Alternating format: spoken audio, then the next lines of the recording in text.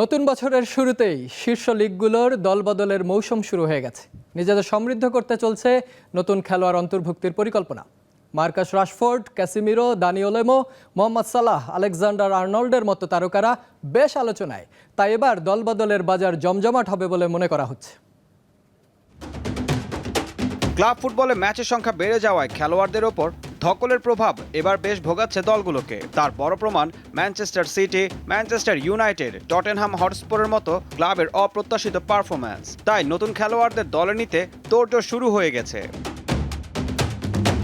দলবদলের বাজারে এবার সবচেয়ে আলোচিত নাম ম্যান ইউ তারকা রাশফোর্ড। রেড ডেভিলদের সঙ্গে 2028 সাল পর্যন্ত চুক্তি থাকলেও ওল্ড ট্রাফোর্ডে কঠিন সময় পার করছেন এই ইংলিশ ফরওয়ার্ড। রুবেন আমোরিমের অধীনে ইউনাইটেডের একাদশে নিয়মিত জায়গাও পাচ্ছেন না। অবশ্য সৌদি প্রো লিগ থেকে তাকে বছরে 3,50,00,000 পাউন্ড বেতনের প্রস্তাব দেওয়া হলেও লোভনীয় প্রস্তাবটি ফিরিয়ে দিয়েছেন রাশফোর্ড।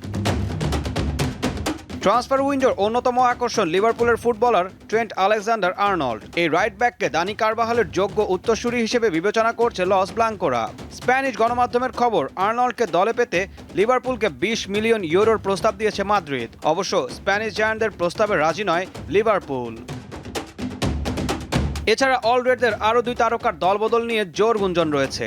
ভার্জিল ফন ডাইক ও লিভারপুলের অষ্টম মৌসুম কাটানো মোহাম্মদ সালাহর সাথে অলরেডদের চুক্তির মেয়াদ শেষ হচ্ছে এ মৌসুমেই। এখনও এই 2 ফুটবলারের সঙ্গে চুক্তি নবায়ন করেনি লিভারপুল।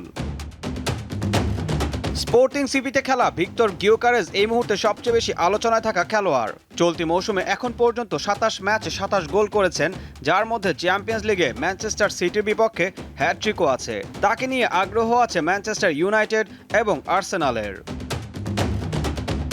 মাত্র 6 মাস আগে 55 মিলিয়ন ইউরোতে বার্সেলোনায় যোগ দেওয়া ওলমোর ভবিষ্যৎ অনিশ্চিত। 31 ডিসেম্বরের ডেডলাইন পেরিয়ে গেলেও ওলমোকে এখনও রেজিস্ট্রেশন করতে পারেনি বার্সা। ম্যানচেস্টার সিটি এবং ম্যানচেস্টার ইউনাইটেডের আগ্রহ আছে তাকে নিয়ে। অন্যদিকে নভেম্বরে রুবেন আমোরি ওল্ড ট্রাফোর্ডে যাওয়ার পর থেকেই ক্যাসিমিরো গুরুত্ব হারিয়েছেন, ফলে জানুয়ারিতে ক্লাব ছাড়তে পারেন তিনি। ঈশান হাসান, দীপ্ত স্পোর্টস।